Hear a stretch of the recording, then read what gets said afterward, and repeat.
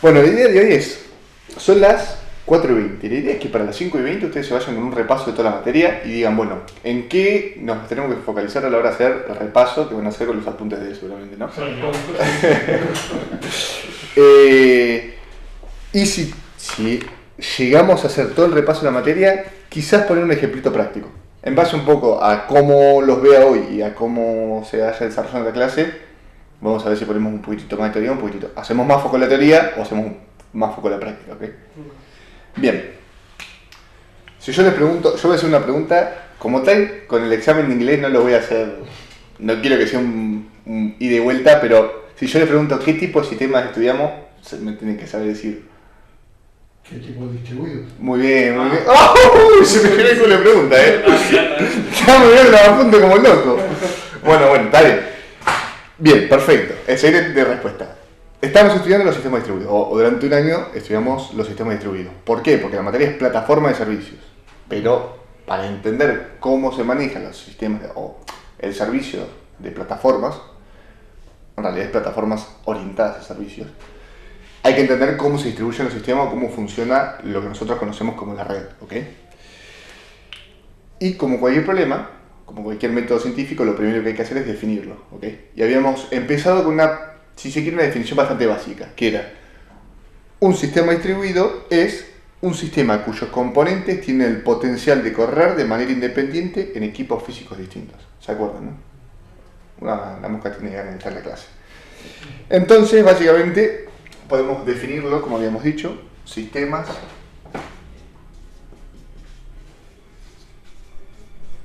cuyos componentes tienen el potencial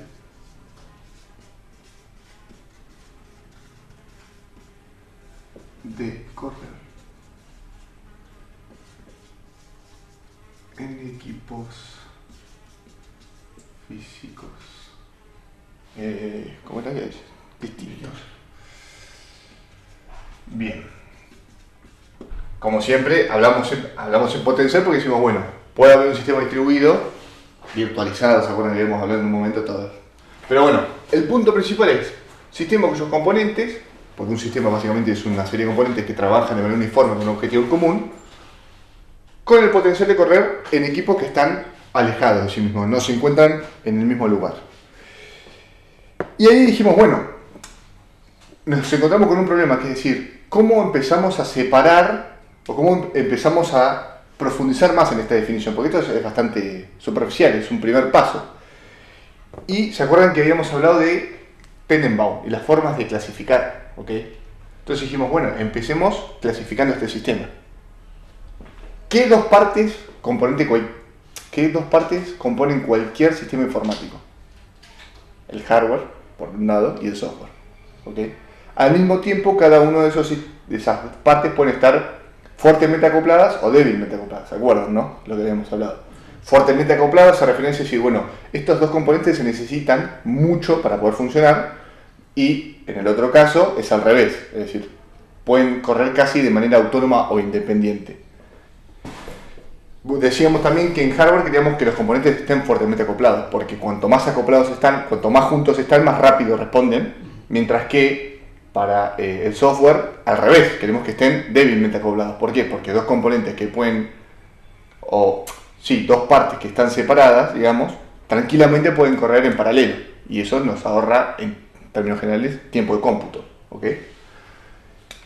Y a partir de esa definición surgían 4 posibles sistemas, ¿se acuerdan más o menos, no? Que era, si yo tuviera hardware y software, puede ser que sea fuerte con fuerte, débil con débil, débil con fuerte y fuerte con débil. ¿Se acuerdan más o menos de eso? Bien.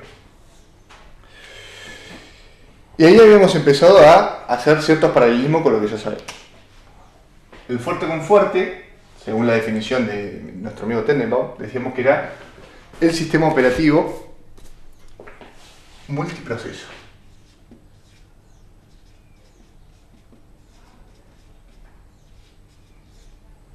El débil con débil era el sistema operativo de red, si no recuerdo. Sí, correcto.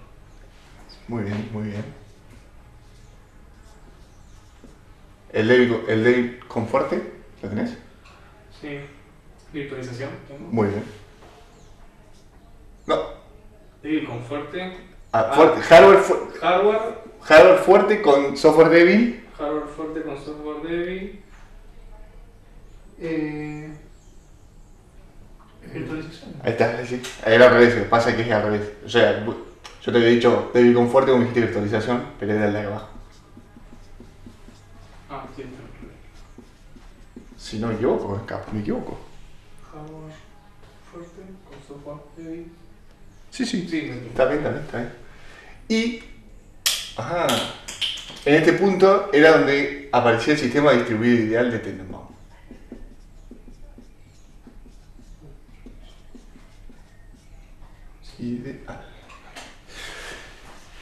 Y nada, bueno, ¿qué tenemos con esta clasificación inicial? Bueno, lo que plantea esta idea de hardware débil con software fuertemente acoplado es, ¿cuál es el objetivo de un sistema operativo?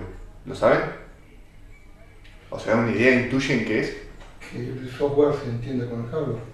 Exactamente, eso por un lado. Y al mismo tiempo que yo vea algo unificado. ¿Se acuerdan del concepto de transparencia un poquito? Vos como software. Claro, exactamente. Yo como software, o incluso como usuario, es decir, mira, yo no tengo que encargarme de pedir memoria para que se ejecute este programa. Yo quiero hacer doble clic y que eso se ejecute solo, ¿ok? Obviamente hay una interacción entre software y hardware, como vos planteás, y que en cierto punto eso se abstraiga. Yo me abstraigo de toda esa interacción. Entonces, si nosotros tenemos un sistema informático que va a tener componentes de software y que van a tener componentes de hardware, y queremos crear un sistema operativo que me permita abstraer y usar ese sistema casi de manera natural, tengo que fijarme en cómo son esos componentes. Y encontramos que los componentes de hardware están débilmente acoplados, porque se encuentran conectados en la red, no están conectados físicamente, o al menos no necesariamente. Y con respecto al software son fuertemente acoplados, porque los procesos necesitan mucho de sí mismos. Que quizá tengo un proceso corriendo en esta máquina que tranquilamente está esperando, o necesito otro proceso corriendo en otra máquina. ¿Blockchain? ¿Cómo? ¿Blockchain? Podría ser tranquilamente, podría ser un ejemplo, como cualquier otro sistema distribuido, ¿no? En el caso de blockchain, claro, vos estás esperando el hashing del resto de las computadoras cuando realmente encontrás un código, por ejemplo, que lo tenés que distribuir y decir, bueno, confirmen y todas esas máquinas. O al mismo tiempo, como vos no vas a encontrar o vas a trabajar sobre un espacio de soluciones y no vas a empezar siempre de cero. O sea, para encontrar el hashing, no es que empiezan todos en cero y empiezan 1, 2, 3, 4. Si ya probaron el 1, 2, 3, 4, no vas a probarlo vos también, ¿no? Pero bueno. Bien. En base a esto, nosotros podemos decir, bueno, esta primera definición se queda un poquito corta. Podemos agregar un paso más y podemos decir que el objetivo de un sistema distribuido, o en general un sistema distribuido, es básicamente una colección de computadores independientes que funcionan para el usuario como una gran computadora unificada, ¿ok? Entonces, agregamos una colección de computadoras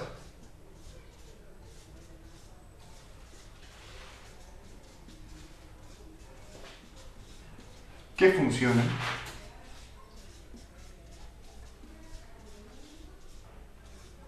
de manera unificada. O más que unificada, vamos a poner que funcionan como una sola. Funcionan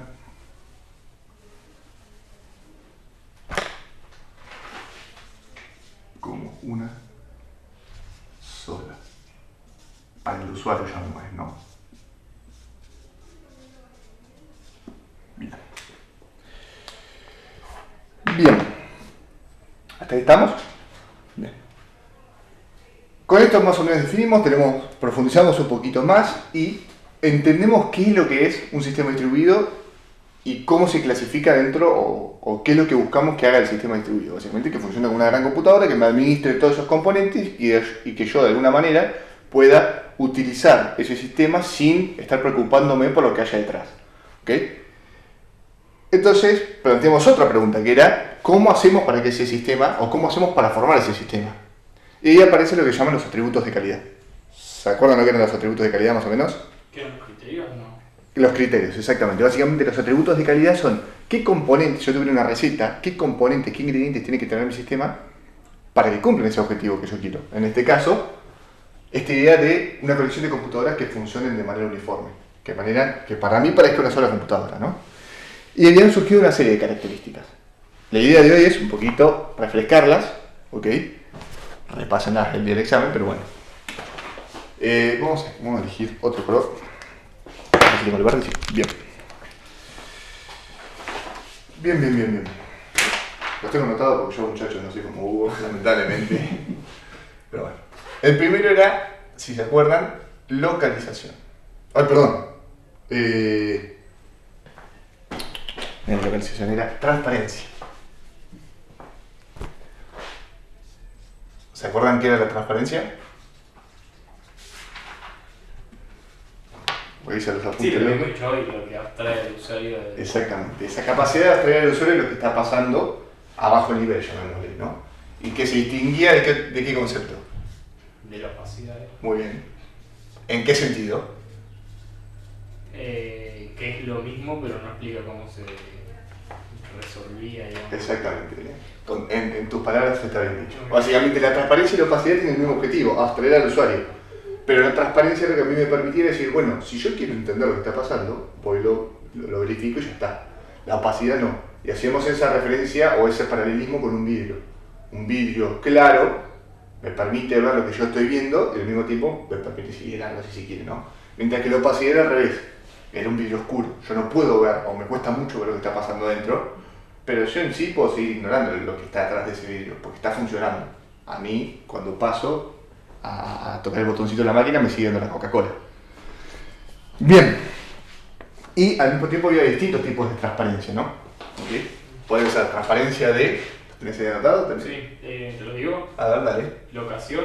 Muy bien. Locación. Creo que... No sé si con ese concepto. Con C. Migración. Muy bien. Replicación. Muy bien. Concurrencia. Bien. Y paralelismo. Muy bien.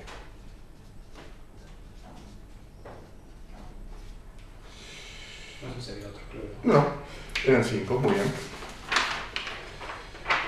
Más o menos son todos self-explanatorios, digamos. De locación, básicamente, yo no sé dónde estoy. Yo puedo tener mi servidor en Ucrania, como puedo tener mi servidor en Brasil, y se supone que, o incluso dentro de Brasil, puedo tener un servidor acá y un servidor allá, y yo me extraigo de eso, ¿no? Y podríamos hacer también un poquitito la referencia, ¿se acuerdan?, entre el disco C, cómo administra los discos Windows y Linux, ¿se acuerdan? Esta idea de que yo tengo que decirle el path absoluto de dónde está, mientras que en el otro caso no. Yo le digo, bueno, guardame en esta carpeta y el sistema se encarga del resto, ¿no? De migración está un poco relacionado, esta idea de que yo puedo mover los componentes y no afecta al usuario de arriba. Replicación, parecido a la migración, pero con las copias. Y concurrencia y paralelismo es un poquitito más complejo porque hay que entender los conceptos, claro, propiamente dicho. Concurrencia es la idea de dar la sensación de que dos cosas se están ejecutando al mismo tiempo, ¿ok? Eso básicamente implica que yo capaz tengo dos procesos. ¿Okay?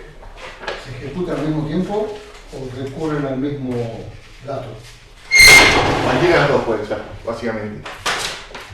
La idea de la concurrencia, yo por ejemplo, tengo un solo procesador, mononúcleo, pero tengo dos programas ejecutándose. A priori parece que los dos programas se están ejecutando, ¿no? Pero en realidad hay un solo procesador, es imposible que se ejecuten los dos al mismo tiempo. Lo que hacen capaz es intercambiar una instrucción, pues está muy brutamente, ¿no? Y de esa manera me da la sensación de que ambos están funcionando al mismo tiempo, pero en realidad al fondo no está pasando eso, la concurrencia me está diciendo que no. Y habíamos hablado de un montón de problemas que surgen con la concurrencia y lo difícil que es tratar esos problemas a alto nivel. ¿Se acuerdan del ejemplo del banco que habíamos hablado? De que si yo guardo en una variable, llamémosle el saldo actualizado, capaz podemos sacar más plata de la que sucede. Eso es un ejemplo y no es necesario que se lo acuerden, ¿no? Pero bueno, Es importante que recuerden el concepto de concurrencia. La idea de que dos cosas que a priori funcionan, que comparten el mismo recurso, parece que están ejecutándose en paralelo. Y el paralelismo es al revés, es decir, bueno, ahora yo realmente tengo recursos disponibles, pero en ningún momento le expliqué cómo tiene que dividir para poder utilizar eso, aprovechar bien esos recursos, que es otro problema. Si yo tengo un gran programa que es un socotroco de código, ¿cómo hago para que una función se ejecute en un lado, por ejemplo, y yo tuviera al mismo tiempo dos procesadores? ¿Cómo hago para que una porción de ese código vaya por este lado y otra porción del código vaya por este otro lado? Si son todos del mismo problema, ¿no? Del mismo programa. Un poco, eso es lo que viene a ser el paralelismo. Lo que supuestamente haría un sistema operativo transparente a nivel paralelismo es saber cómo se divide para poder optimizar de la mejor manera los recursos, ¿ok? Se ve como la otra cara de la misma moneda. Bien, después teníamos la flexibilidad. ¿Se me entiende la letra más o menos ahí? Sí. Perfecto. ¿Hasta ahora vamos bien? ¿Algo que me recuerda? Más o menos, creo que se dijo todo hasta ahora. De manera muy resumida.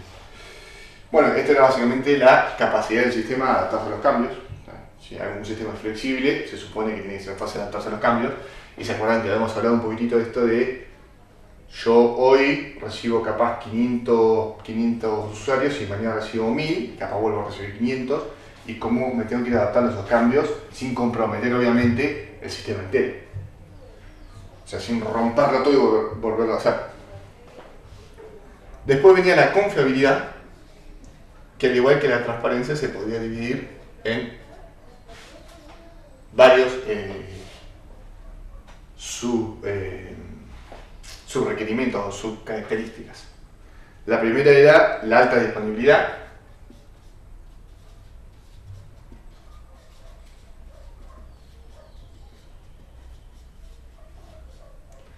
La segunda era la tolerancia de fallos.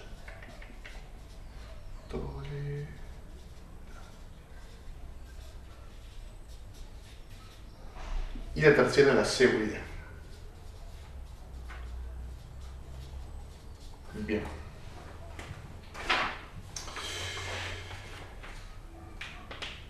La alta disponibilidad básicamente era muy parecida a la tolerancia a fallos, pero con unas pequeñas discrepancias. ¿Qué me decía la alta disponibilidad? Básicamente que si se puede medir, es más fácil entenderlo en términos de cómo se mide. La alta disponibilidad me dice cuánto tiempo el sistema está siempre disponible, ¿ok? O sea, si se me cae un servidor, ahí yo supongamos que dejo de tener disponibilidad. Entonces lo analizo un año y digo, bueno, de los 365 días, tuve 364 días disponible el sistema y uno se me cayó. Es altamente disponible, ¿no? Y recuerdan que, si hablamos de porcentajes, siempre buscamos un valor de porcentaje muy alto. No es un 50% de disponibilidad, ando bien. No, tiene que estar hablando de 90, 95, etc. ¿No? Para arriba. Lo menos implica que un sistema ya no es alto disponible. Es disponible, pero no es alto disponible. Y la tolerancia a fallo era un poquitito, venía de la mano de decir, bueno, si yo tengo fallos, evitemos que el sistema entero colapse. Si se me cae, yo tengo dos servidores atendiendo consultas y se me cae uno, evitemos que todo el sistema se caiga. Al menos que ande capaz un 50% de capacidad, pero que siga funcionando. Y la seguridad ya vendía a los aspectos más de cómo resistir ataques, ya sea o problemas internos producidos por el sistema o de atacantes externos, ¿ok? Y se dividía en 4 aspectos. El primero era la disponibilidad.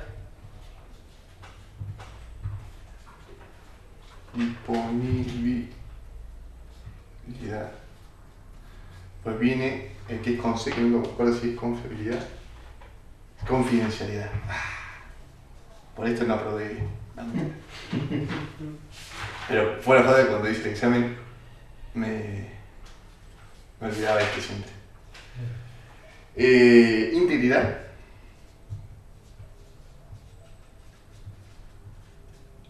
Irrefutabilidad.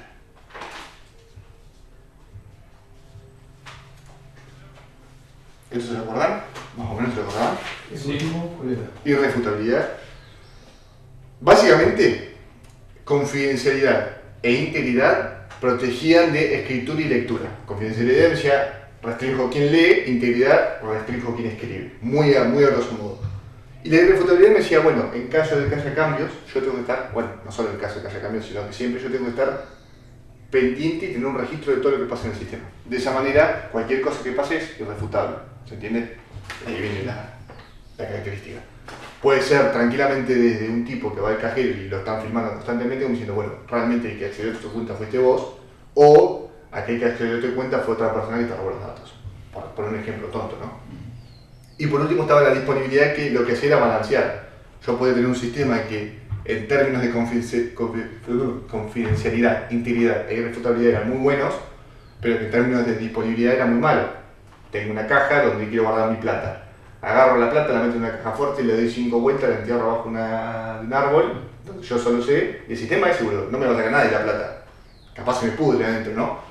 Pero es poco disponible, porque yo para acceder a esa plata tengo que volver a hacer todo el proceso previo, ¿no? Entonces, medio como que es un problema de seguridad eso. Y al mismo tiempo, si un sistema es altamente disponible, puede ser accedido por cualquiera y se comprometen las otras 3 partes. ¿Se entendió eso más o menos? Bien. Y después teníamos la escalabilidad, muy importante. ¿Por qué? ¿Qué nos permitía la escalabilidad? La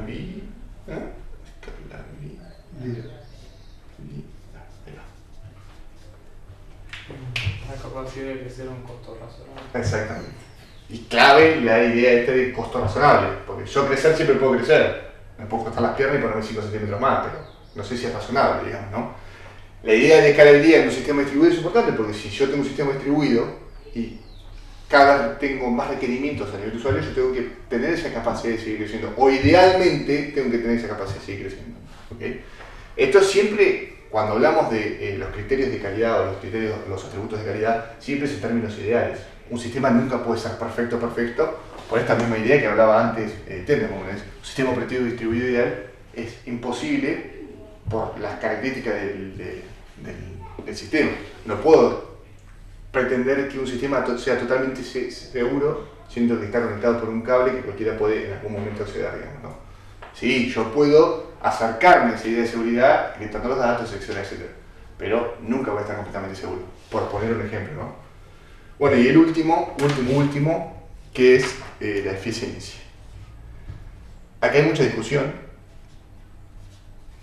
Hay un profesor que decía que todos los sistemas tienen que ser eficientes, entonces estar diciendo que un sistema tiene que ser eficiente es redundante, pero bueno, entiendo por qué Google lo pone, porque dice muchas veces, y más hoy en día, las computadoras pueden hacer 10.000 cosas más de lo que se podían antes, entonces hay ciertos criterios de eficiencia que se dejan de lado y pueden hacer malas prácticas sin que el sistema se vea comprometido, porque es tan potente que puede sobrellevar esas malas prácticas. ¿Vamos hasta ahí? Bien, buenísimo.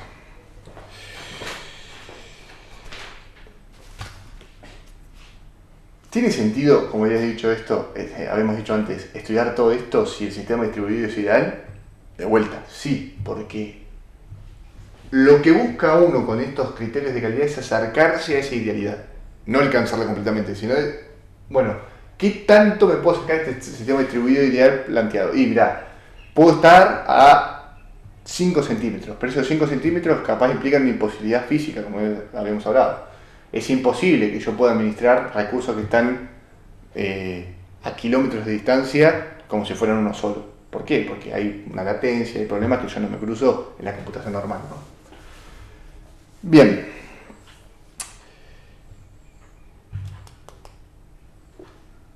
¿Qué sigue después? Bueno, ya tenemos la clasificación, tenemos cómo intentar alcanzar ese ideal.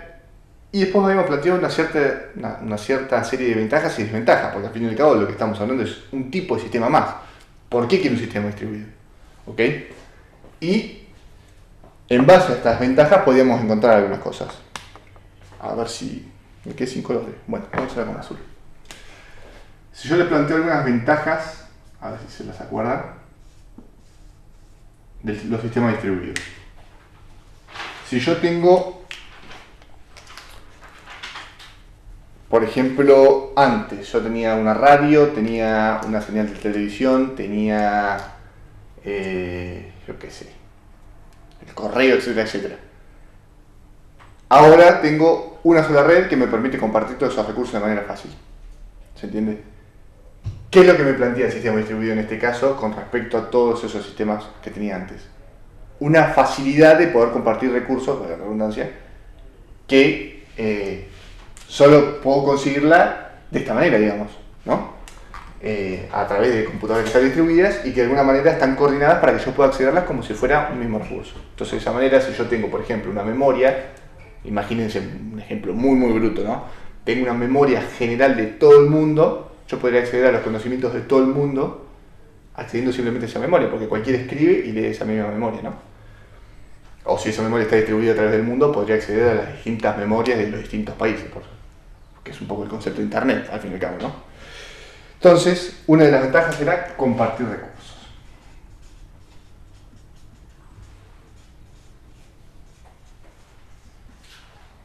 Otra cara de la misma moneda puede decir es, tengo una impresora acá y la tengo disponible para todo el campus.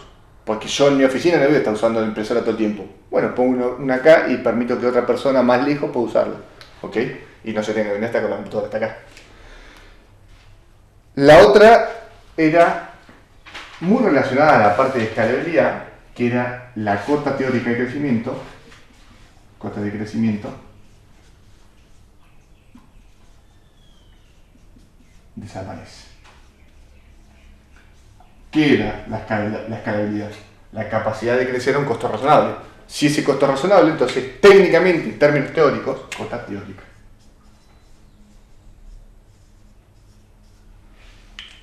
Técnicamente yo puedo crecer infinitamente. Y un sistema que crece infinitamente es infinitamente potente, en términos teóricos. Por ende yo podría tener un sistema que constantemente se ajuste a el incremento de carga que yo le estoy dando. Crecimiento incremental y mayor confiabilidad, bueno, eso está un poquitito relacionado a todo esto, si quieren lo podemos poner, pero bueno. Crecimiento incremental. No solo está relacionado a la escalabilidad, sino también a la flexibilidad. El crecimiento incremental no habla solo en términos de cuánto puedo crecer, sino cómo voy creciendo. Crezco de manera que a mí me convenga. Si digo, hoy tengo 500 usuarios y mañana esos 500 usuarios se duplican, voy a comprar una sola computadora. En lugar de estar comprando, yo qué sé, un monstruo que en realidad me da capacidad para 10.000 personas y después mi sistema se cae o mi empresa se rompe y yo tengo que volver a vender todas esas cosas, ¿no? Y otro de los puntos más fuertes era la distribución de carga.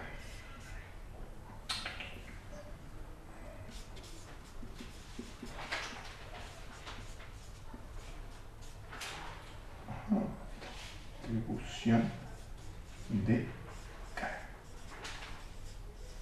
¿Se acuerdan qué era la idea de distribuir la carga? Básicamente era, si yo tengo, por ejemplo, dos servidores que están atendiendo a una misma página web, no voy a sobrecargar uno y dejar el otro en stand-by.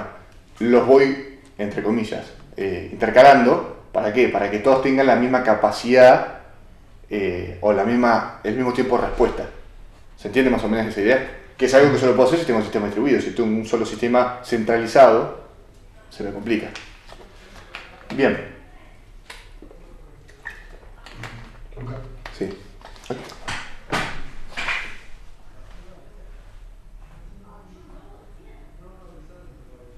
¿Va? Bien. Igual está todo grabado y se ve relativamente bien, ¿eh? Capaz un poco el reflejo, pero bueno. Ojalá fuera el todo. ¿Fuiste anotando? ¿El qué? Todas las ventajas y desventajas. ¿Coincide con los apuntes? No sé que no las tengo tan así, pero sí, las tengo medio. Las fui resumiendo, las fui como sí. compactando, porque Sí, las tengo. capaz esta idea de compartir recursos estaba, porque en las clases yo las volví a ver y nosotros hacíamos como compartir recursos y otra que era facilitar la comunicación. Para mí eran un poco más lo mismo en cierto punto. Y después faltan las desventajas, obviamente, porque si fuera todo color de rosas, todos los sistemas serían distribuidos. Vamos a hacer una especie de separación ahí. Bien. Desventajas. Relacionado a cómo nosotros interpretamos el sistema operativo ideal, que era problemas con el software. Pues lo vamos a profundizar este tema. Problemas con el software. Que básicamente decíamos, bueno, es difícil hacer aprovechar las características de un sistema distribuido a nivel software. ¿Se acuerdan? Esto que hemos hablado acá, la concurrencia y el paralelismo. Yo tengo que programar a nivel paralelo, requiere de un programador que sea bastante experto, que sepa decir, bueno, estos procesos son independientes de estos otros procesos, y hacerlo o automatizar ese proceso de paralelización es muy complicado a nivel máquina, porque no hay patrones claros que uno pueda hacer. Una máquina, un programa sigue un patrón definido. Si no hay patrones definidos que me permitan decir, bueno, todos los programas se pueden dividir así, así, así, se vuelve muy complicado poder automatizarlo. Entonces, en ese sentido, es difícil aprovechar todas estas ventajas si yo no tengo a alguien experto que me permita aprovecharlas de manera clara. Bien, problemas de comunicación, y los otros, bueno, los voy a poner casi juntos, con los problemas de comunicación. Y el otro es la seguridad.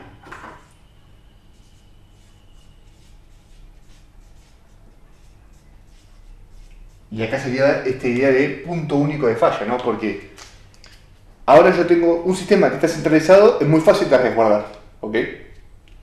Hugo se me pone la idea de meto todas las gallinas en el corral y listo, ya está. Ahora, si yo ya tengo a las gallinas corriendo, yo que sé, a mí le pongo una pistola a cada una en la cabeza, muy complicado que se protejan todas, ¿no?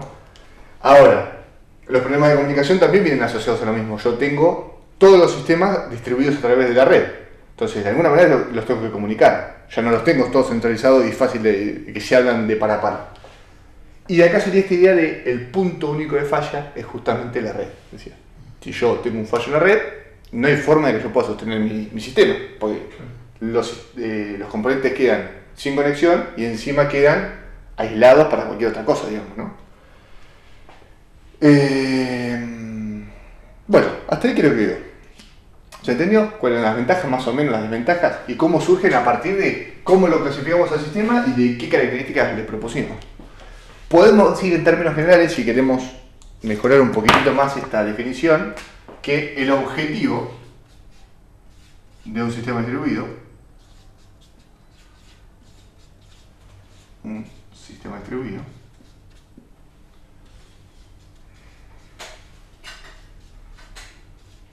es aprovechar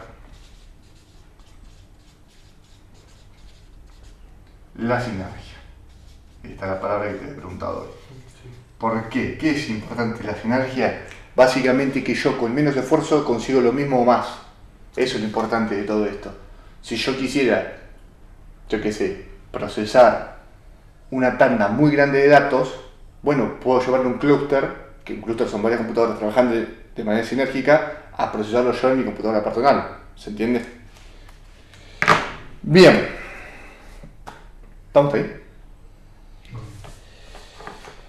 De acá venía algo que eran los algoritmos distribuidos. Esto, ya lo tiene más o menos, ¿lo puedo borrar? Sí.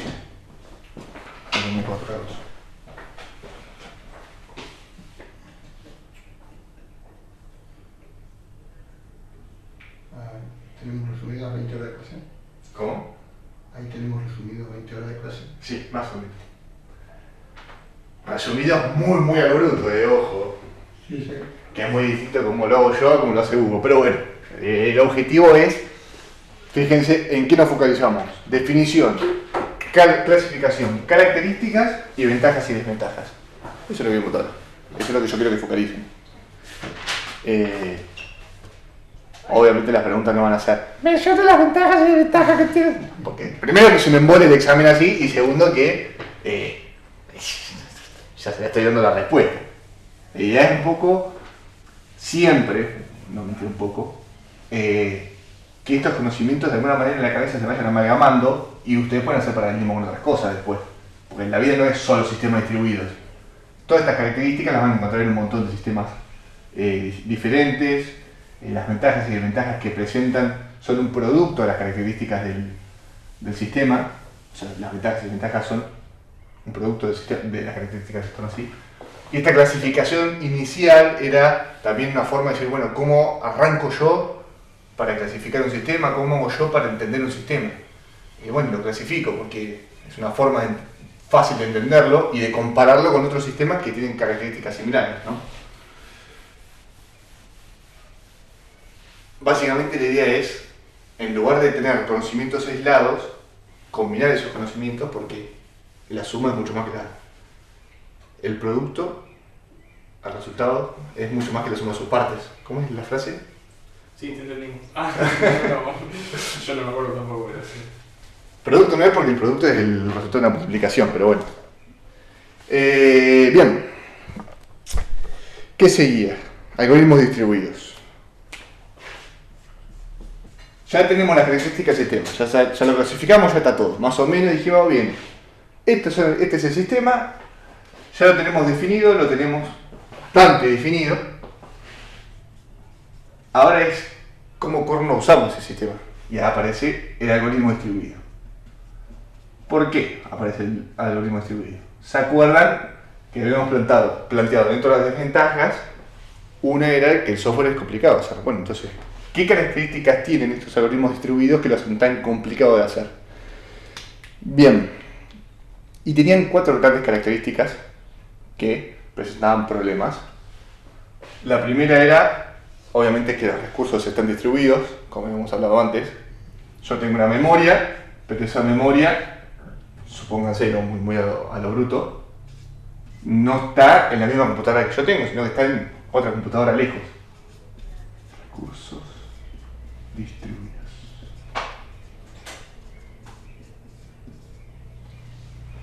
Entonces el algoritmo tiene que saber que cuando va a pedir algo, ese recurso no va a estar en el mismo lugar que está él, capaz está en otro lado. ¿Ok? Las decisiones se toman sobre información parcial. Muy relacionado a esto. Yo necesito una memoria, necesito acceder a un dato, pero capaz ese dato no está acá, en mi memoria, y capaz la memoria donde está el dato tampoco está disponible, capaz, ¿no? ¿Cómo había dicho? Las decisiones se toman sobre información parcial.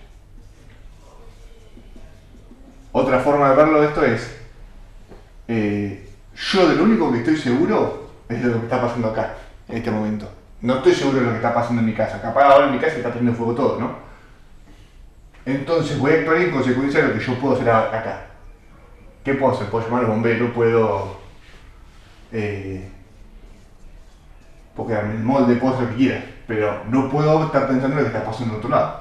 Se toma en base a info parcial. Bien.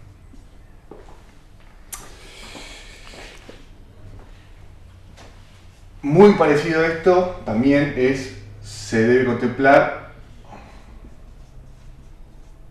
contemplar la caída de nodos, llamémosle, vamos a ponerlo,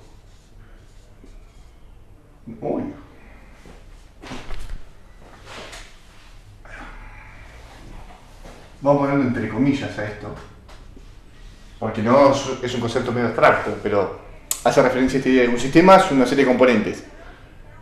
Y cuando yo estoy trabajando, en parte, como yo solo estoy seguro de lo que me pasa a mí, no puedo asegurar que el otro lado está funcionando de la misma manera. Entonces, debo contemplar la potencial caída de parte del sistema o de los otros componentes del sistema.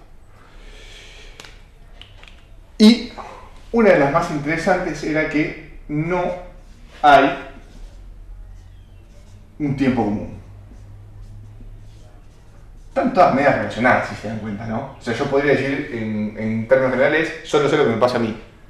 Pero bueno, la idea de un tiempo común es una de las más complejas. ¿Por qué?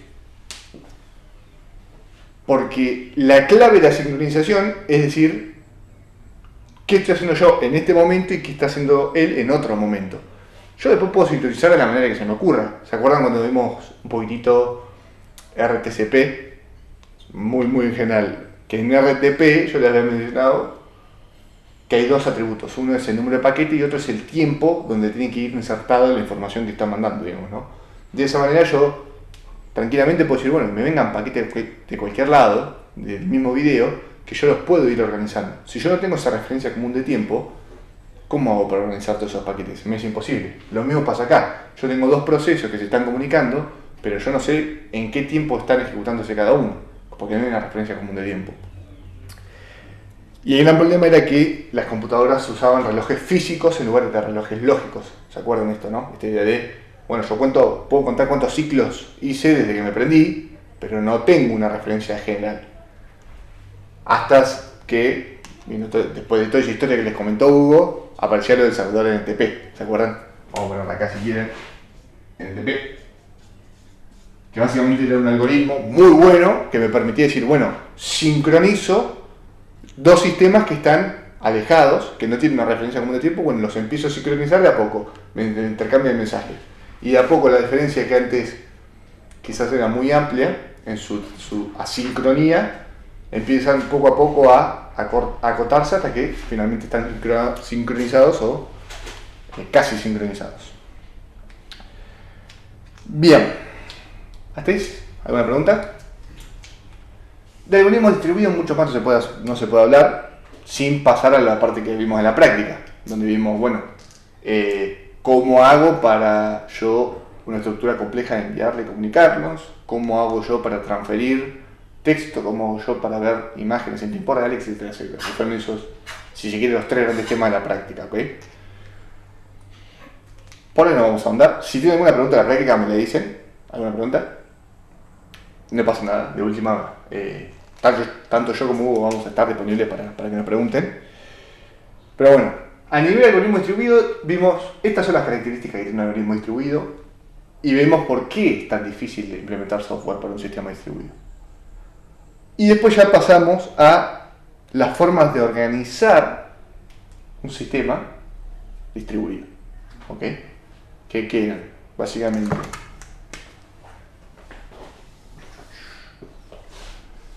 los clústeres y las grid.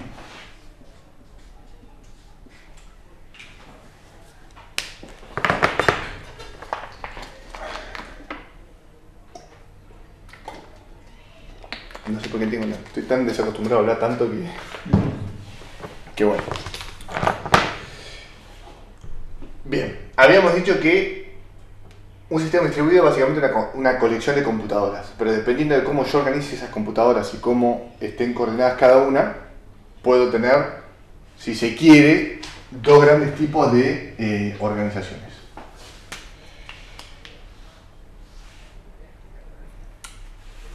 ¿Cuáles eran las principales características de cada uno? Bueno, las características que tiene este son diametralmente opuestas a las que tiene este. Entonces, con recordar uno solo ya es muy fácil entender el otro. Los clústeres son usualmente de pocas máquinas.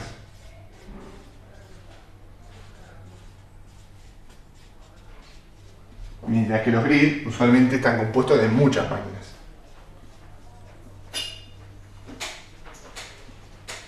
Cuando hablo de pocas máquinas, no estoy hablando de capaz 500, 1000 máquinas, son muchas, pero sigue siendo poca en comparación de las grid.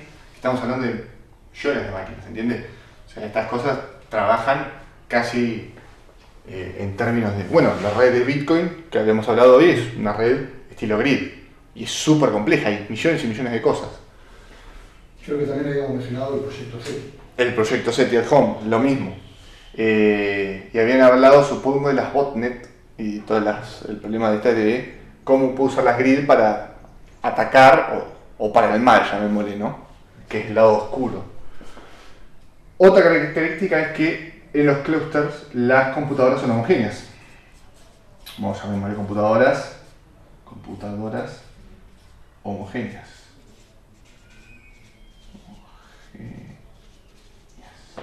Mientras que acá, ¿qué va a pasar? Van a ser heterogéneas. Computadoras heterogéneas. ¿Qué significa esto? Bueno, algo homogéneo saben lo que es, algo que tiene la misma forma. Los clústeres lo que usualmente hacen, ponen computadoras de relativa calidad, usualmente buenas, pero que son todas parecidas. Entonces, de esa manera se ahorran en cierto punto, por ejemplo, los problemas de balanceo de carga. Porque yo no tengo que estar pensando, uy, mirá, si yo le mando este mismo proceso a esta computadora va a andar más lento que si se lo mando a otra. Como yo sé que son todas iguales, es mucho más fácil distribuir la carga, ¿se entiende? Entonces digo, bueno, que cada uno haga esto y listo. Para el caso de la grid, yo puedo tener desde una computadora, un mainframe produciendo a máxima potencia, un servidor gigante, hasta un celular. ¿Qué es lo que pasa con Bitcoin, por ejemplo? Mucha gente se compra las famosas granjas, que son un pedazo de hardware empotrado con una... ¿Cómo se llama esta? Un panel solar para que ni siquiera gaste energía, y que está todo diseñado para que vaya lo más rápido posible el algoritmo ese. Mientras que al mismo tiempo otro está diciendo, bueno, mira, yo puse acá mi celular porque lo tengo en tiempo ocioso, está minando, y me gano 15 centavos de dólar con él, ¿no? Que acá capaz tengo primero alfajor, allá en otro lado no, pero bueno. Y lo otro, muy importante, era el tipo de administración. Acá hay una administración central,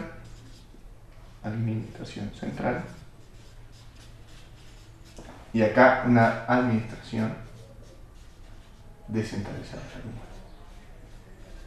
En realidad, como administrar, siempre tiene que haber alguien que tenga un poquito la batuta. No es que esto es un montón de gente gritándose. Alguien usualmente dice, bueno, vamos a organizarlo más o menos.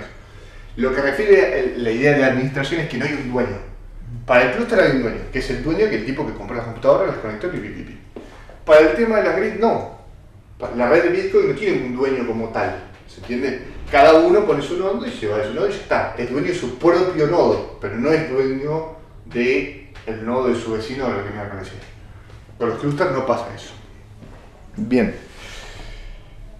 Y en base a esta característica, ¿qué salía? Que los clústeres, vamos a ponerlos si quieren acá, los usos, vamos a ponerlo con otro color porque quede un poquitito más destacable. ¿Qué hora es, che? Las 5. Estamos terminando, así que... Los usos podrían ser balanceo de carga,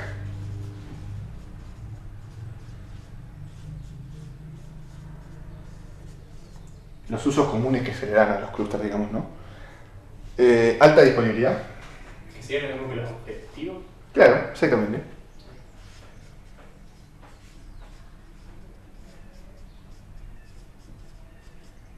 Y cómputo. ¿Cómo lo veo? Computación masiva, la habían puesto.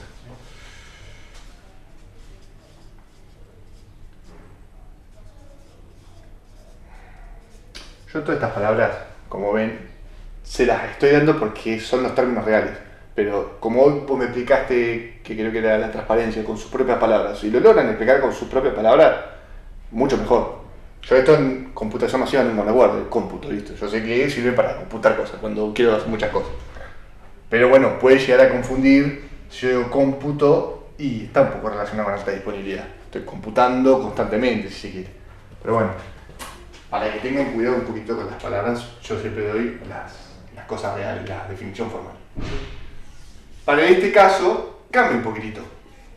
¿Se acuerdan lo que yo les dije antes? Si mis computadoras son homogéneas es fácil balancear la carga. Ahora, si mis computadoras son heterogéneas no puedo balancear la carga también.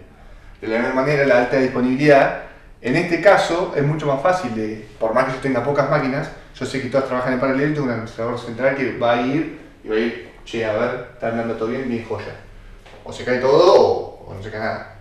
Para el caso del grid no es tan sencillo porque capaz yo empiezo a distribuir partes de ese proceso y no sé si es tan sencillo permitir que toda esa información o toda esa disponibilidad, que todo el sistema está constantemente disponible, ¿okay? Por las características propias del sistema, bueno, de la organización, no del sistema.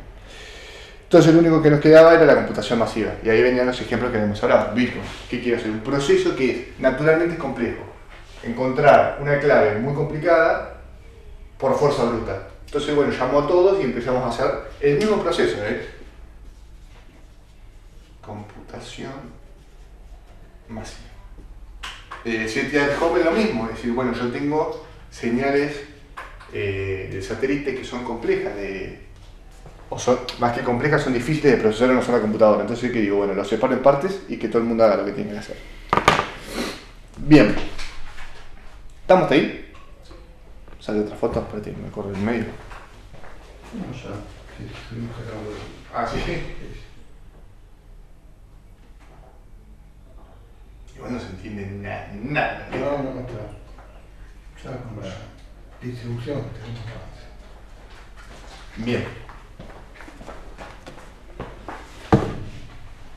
Y con esto más o menos ya tenemos todo lo que es un sistema distribuido. Tenemos la definición formal, tenemos cómo se clasifica, tenemos las características, los atributos de carga si se quiere. Tenemos las ventajas y desventajas. Tenemos cómo funcionan o qué características tienen los algoritmos distribuidos y al mismo tiempo tenemos cómo organizar o qué clases de organización, qué arquitecturas, le podemos decir, tienen los sistemas distribuidos. Y ahí salían las clústeres y los bits, ¿no? ¿Cómo podría yo conectar esas computadoras? Y la última clase, ¿se acuerdan la que vieron?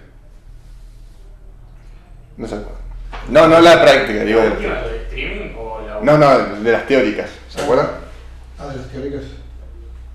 Lo de... Yo tengo acá lo de ponerle... Lo de software como servicio... Exactamente, que al fin y al cabo, ¿para qué cornos hicimos la materia, no? Que plataforma de servicio. Fíjate que tuvimos que hacer 2 pizarrones para poder llegar a decir, bueno, ¿qué es plataforma de servicios? ¿Qué es hardware como servicio? Etcétera, etcétera. Pero tiene su sentido hacer eso, porque yo les digo, bueno, plataforma como servicio es básicamente permitir que un usuario administre, yo qué sé, una base de datos, no sé. Mientras que hardware como servicio solo le doy el fierro.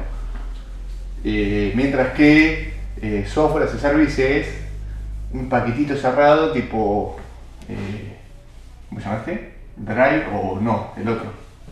Google Docs, que me permite usar un software de manera distribuida. No tiene mucho sentido. Es más, la plataforma como servicio muere ahí, digamos, ¿qué es eso? Esa es la definición y después viene la parte práctica.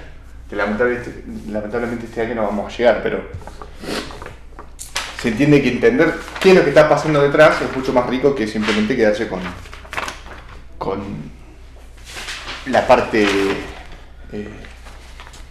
rala, llamémoslo, la parte más práctica. Bien, viene acá lo que es modelos de provisión de servicios. Yo podría borrar incluso esto, pero bueno, vamos a dejarlo por el estilo. Modelos de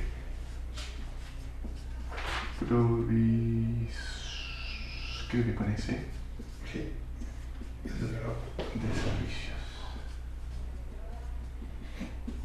Bien. Y habíamos mencionado principalmente 3. Que eran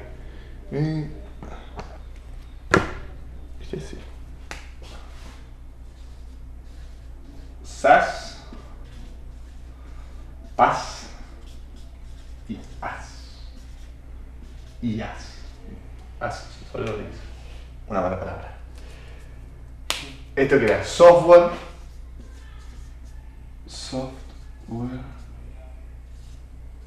as a service. The platform as a service, y esto es infrastructure.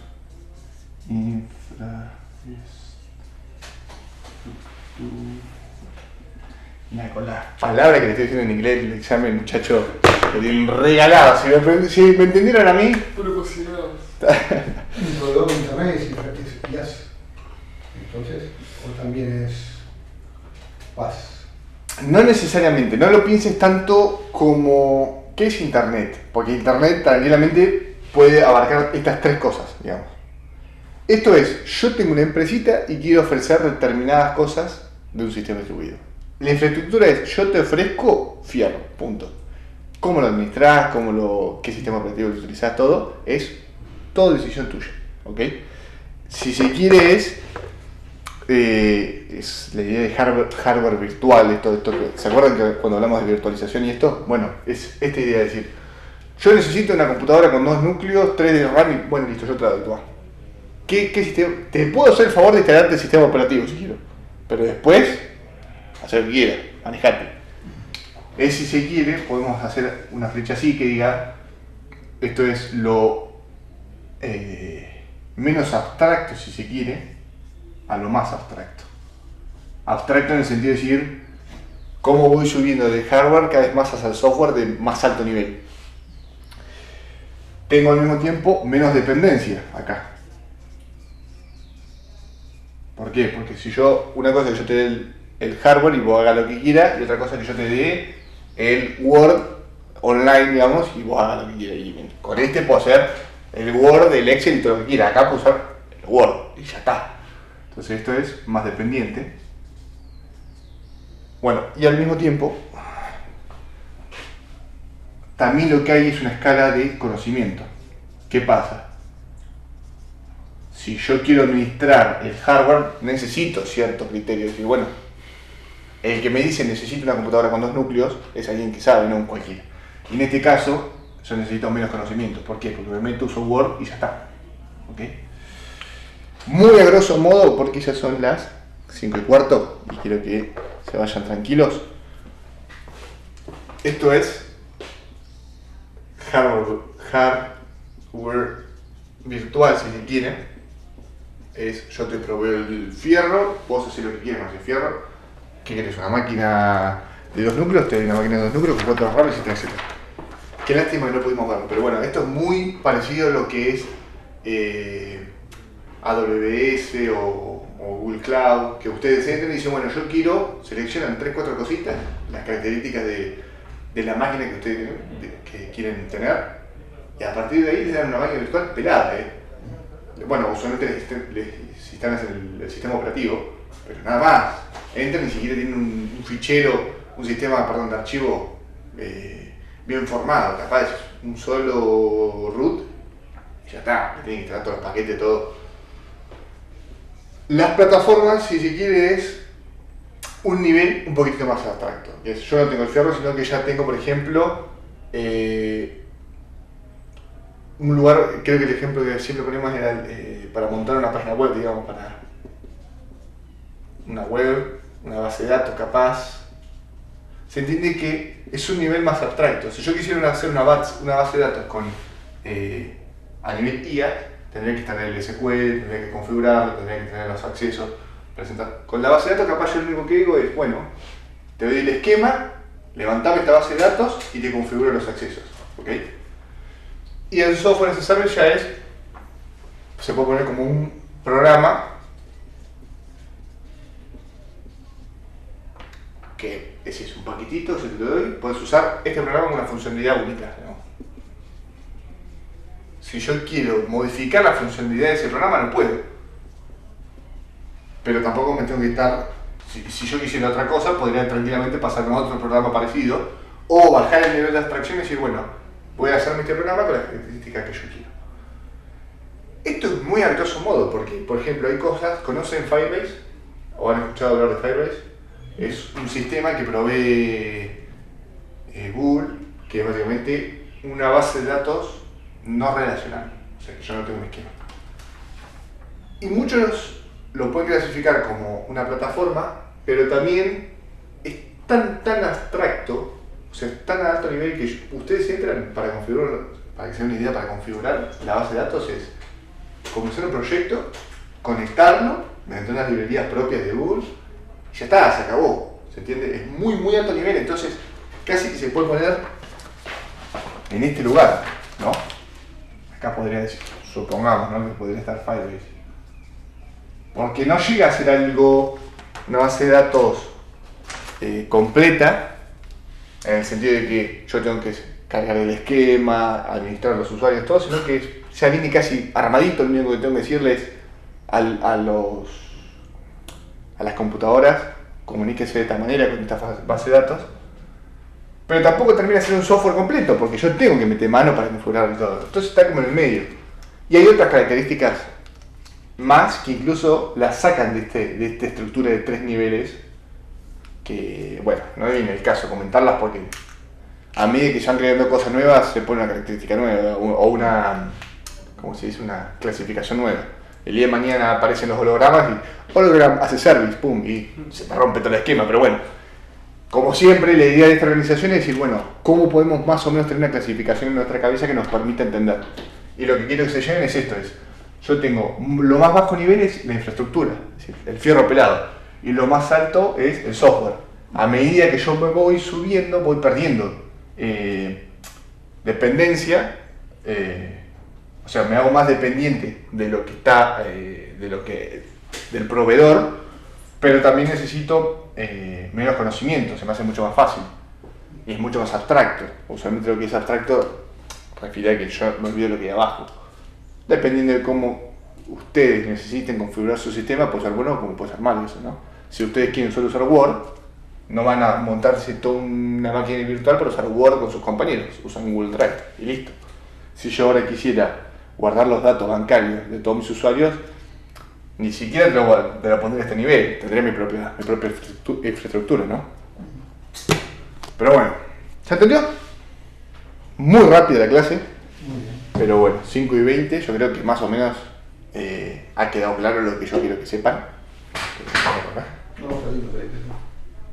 O sea, esta es la última clase teórica. De teoría, exactamente. Ah, Esto es como, bueno, ¿por qué tiene plataforma de servicios como nombre esta materia? Por esto. Todo lo que le sigue es todo lo práctico.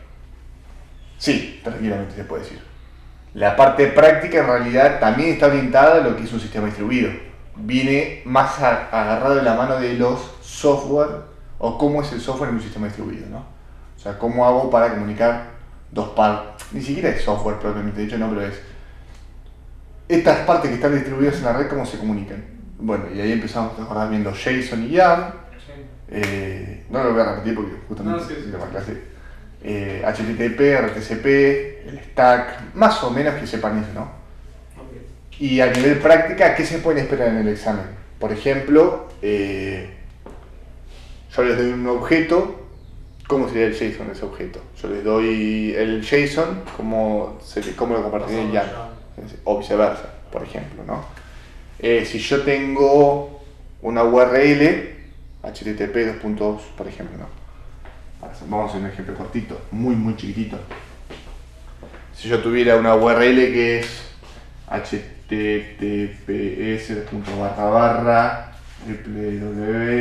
www.exa.unicen.edu.ar y quisiera recuperar el HTML, ¿se acuerdan lo que habíamos hablado del HTML? Que era esta cosa que me devolvía cómo se organizaba la página, ¿no? O, no sé, te lo tienen que acordar eso porque no es propio de la materia, ¿no? Pero supónganse que yo quiero hacer una solicitud HTTP GET a esto. Bueno, ¿cómo sería un GET? Y primero tengo que establecer el comando, después vamos a poner que sea esto, imágenes. Quiero recuperar esta imagen 1, por ejemplo, .png. Quiero este recurso a recuperar. Entonces, ¿qué decía? Bueno, a un get a barra imágenes, la URL entre comillas, barra 1.png. ¿Se acordaban que eso lo ponía lo que estaba acá? Y después ponía la versión HTTP 1.1. ¿Y la versión la das vos o la inventás? Sí, no, despreocupate por eso. No te voy a desaprobar por pusiste 1.0 o 1.1. Yo lo que quiero es que se acuerden la estructura. Okay. ¿Y qué era lo otro importante? ¿Se acuerdan que habíamos hablado de los headers casi obligatorios? Que era, bueno, por ejemplo, el host me va a decir a dónde tengo que ir a buscar eso. Y ahí, ¿qué iría? Esta parte de acá, que es el host, propiamente dicho. exa.unicen.edu.ar. Listo. Y esto es lo mínimo y necesario que yo tengo que poner para poder recuperar esa imagen. ¿Okay? Que es el comando, que era lo que tanto habíamos hecho hincapié. Y en este caso agregué el host como para decir, bueno, lo completamos. Cuando usíamos el get desde Telnet no era necesario ese host, porque ya lo estábamos conectando usando el Telnet, que se acuerdan, el Telnet, www.no.ar, y ahí después hacíamos el host, el get. Pero, por ejemplo, le podría pedir algo como esto, le podría decir, bueno, quiero que publiquen el JSON que construyeron antes en tal servidor. Bueno, sería lo mismo, ¿ok? Pero en lugar de poner un get, ¿qué usarían? Post. Muy bien. Y si yo les pregunto cuál es la diferencia entre put y post, ¿la saben? No, seguro tú traes lo que te hace, no lo, Eso es entre get y post. claro, lo modifica Muy bien. ¿Esa la sabías por la práctica o por...? por tecnología web. Ah, muy bien. Está bien. Porque no elegimos la práctica.